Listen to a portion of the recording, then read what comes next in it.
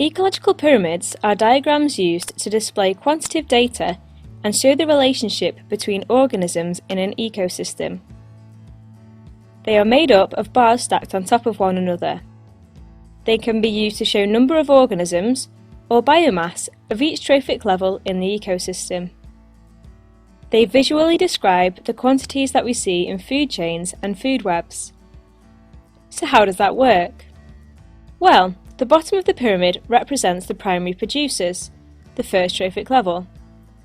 On top of that go the primary consumers, the second trophic level, and so on up through the secondary consumers, tertiary consumers, until you reach the highest trophic level in that ecosystem.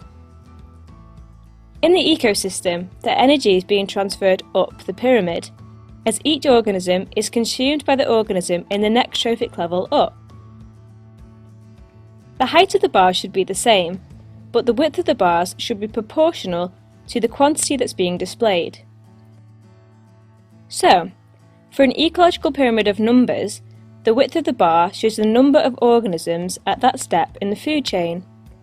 The unit for this is number of organisms.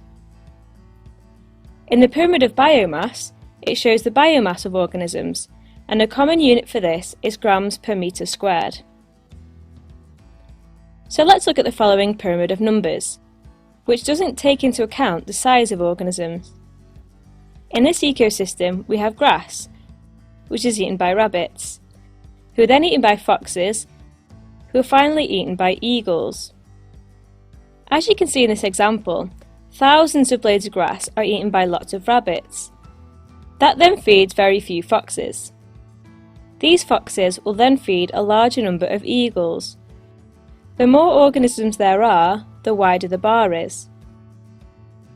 Pyramids of numbers can end up looking a bit wonky.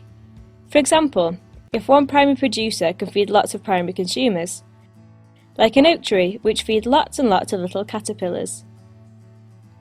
Pyramids of biomass, on the other hand, are almost always largest at the bottom and then get smaller going up. This is because, rather than showing the number of organisms, they show the number of the total mass in that trophic level. Think about it this way.